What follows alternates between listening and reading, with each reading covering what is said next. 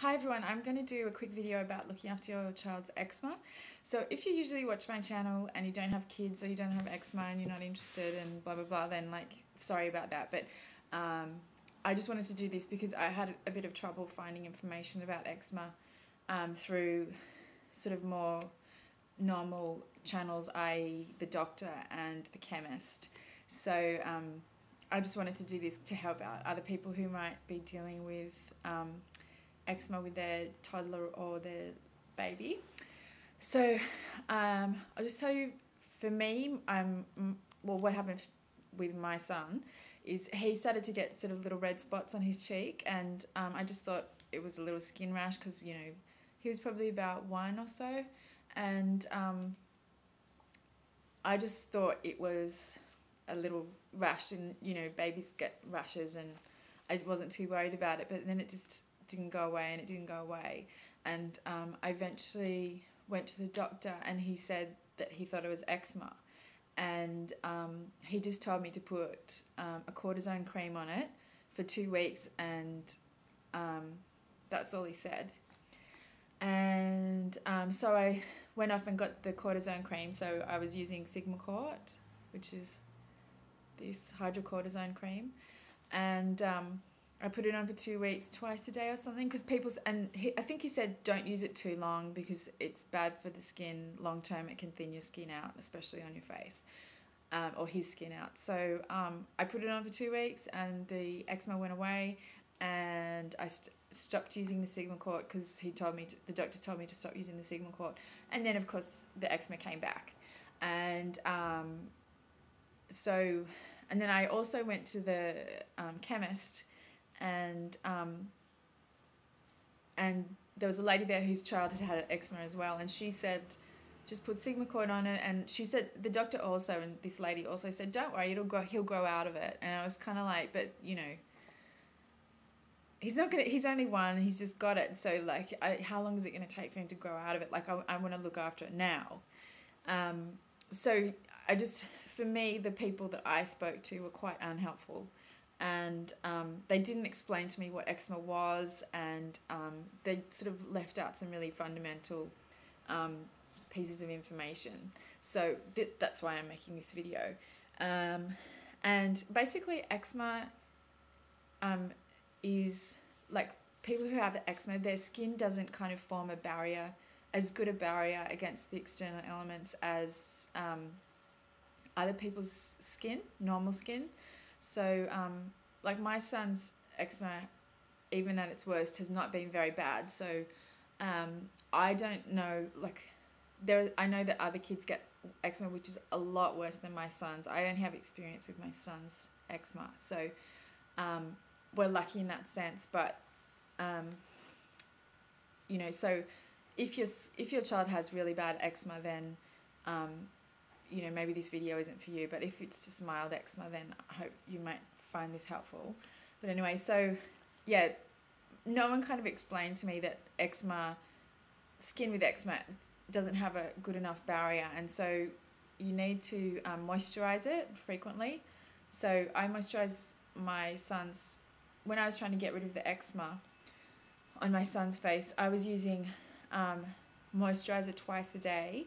And so it's not just the hydrocortisone cream, but you also have to moisturize. So you put the hydrocortisone on twice a day, and either before or after, you also, you know, 5 or 10 minutes before or after or whatever, you also use a sort of good rich moisturizer. So I use QV cream, which I got from the chemist, and it's a very rich thick moisturizer, and I just put that on his cheeks every day.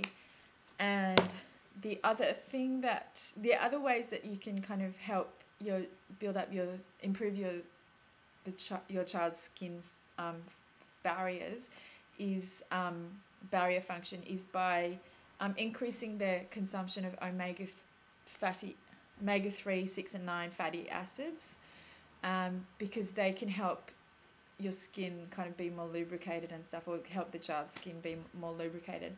So a good source of omega-3s 3, 6 and 9, or the omega fatty acids, are is like oily fish, so salmon. And I was also giving my son, I put this on his breakfast. It's flaxseed meal, so it's like a seed that's been kind of ground up, so it's this kind of powdery thing, not super powdery, but crunchy powdery kind of thing, that I was putting it on his cereal in the morning. So, and I was giving him oily fish like salmon or salmon patties, and there are other, if you can Google good sources of omega 3, 6 and 9, like fatty acids. I think it's 3 and 6 which are the most important, but boosting the child's consumption of that type of food can also help. The eczema on his face has been pretty much under control for quite a while, touch wood. But whenever I see any sign that his eczema might be coming back, like if he gets any redness on his cheek, then I go straight for like a kind of quite a heavy, like quite a bit of cortisone cream on the cheeks for the like next day or so, just to kind of settle it down and like knock the eczema on the head before it takes hold, because once the eczema is kind of there, it's a lot harder to get rid of than if it's just a bit of redness, like the skin's moving in that direction. So like, because with Sigma-Cort, you kind of get told don't use too much and don't use it for a long period of time. So, but I kind of like bomb it with cortisone cream if his skin's starting to look red, which happens more frequently in the wintertime. The other thing that I do is I don't give my son a bath like every day, because having a bath strips the skin of its natural oils and stuff. So he has a bath like every 2 or 3 days, and when I give him a bath, you can get anti-flare-up oils, and you can get bath washes for kids that have maintained their pH balance, so the skin doesn't kind of get stripped of its natural oils during the bath.